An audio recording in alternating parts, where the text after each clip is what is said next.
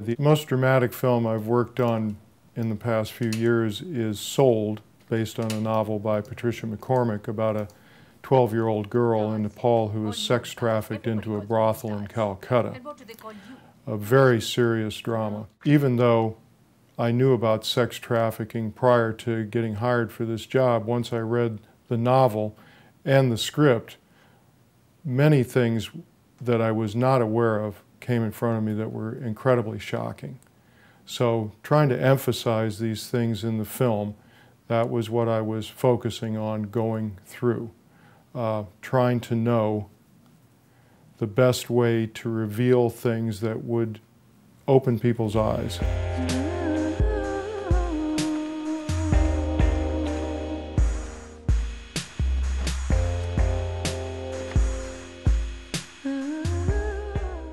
Many of the scenes that depict the violence against the young women were very tough to deal with.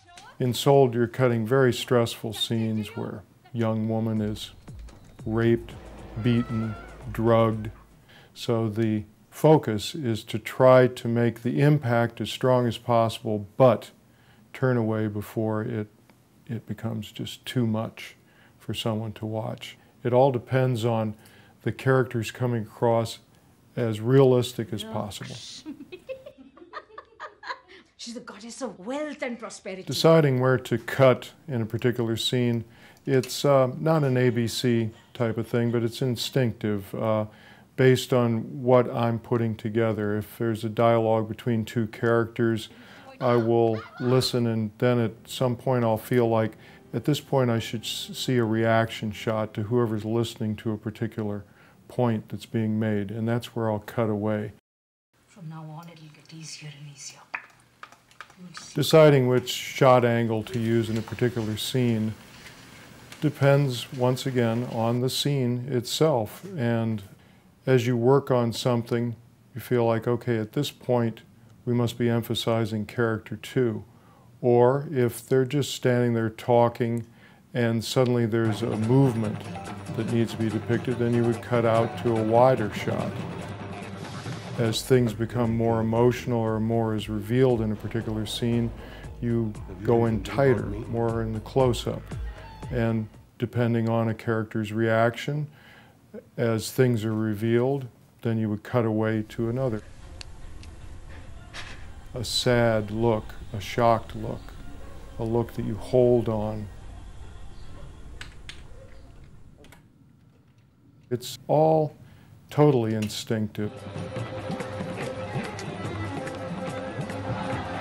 In terms of the rhythm of a scene, it really depends on the scene itself. There is no architecture that you must follow on a particular thing. Yes, as tension builds in a particular scene, cutting back and forth quicker can make more sense, but it all depends on the individual scene that you're working with. Reactions to particular things in scenes are really emphasized by the eyes of the actors, but pushing in super tight on eyes makes it far more important, and you don't necessarily want to do that all the time unless it's something extremely shocking or revealing to a particular character. Then you might want to cut in where you're just really, really tight on someone. Chopped into tiny, tiny pieces and fed to dogs. One of the things that was fascinating about working on Sold, they were shooting in India and I was editing in California. So I would get online with Skype and some other software where I could look at my assistant's computer in India, and he would process the dailies and ship a drive to me every couple of days. And I had no idea that that kind of thing could work efficiently, the fact that we're on two sides of the planet. But it did. It worked out terrifically. Quite different from the old days. Back in the days when things were cut on film, you wouldn't do any special effects. You would hand it to a special effects artist. Now in the digital age, we put together some kind of effects initially, and they are duplicated down the road when the show is mastered. So there's like a scene in Sold where the lady is drugged and taken into another room where she is raped. And to add emphasis on the fact that she's drugged, we would add a defocus and a kind of ripply effect to POV footage, point of view footage, that she's having while she's drugged. And I would add all that stuff in there and the montage, making it as hallucinogenic as possible. The editing process involves the editor's cut, which is where the editor will put the entire film together by himself initially.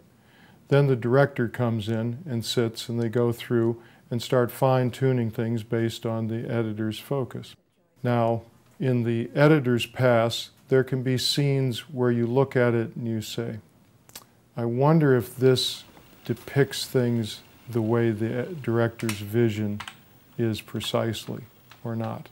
And sometimes you can have doubt about whether he'll be happy with it or not. And he may say, okay, this is playing really well, but I feel like I'd rather stay focused on this particular character a little bit longer, or add more scenes here, whittle things down, make them longer.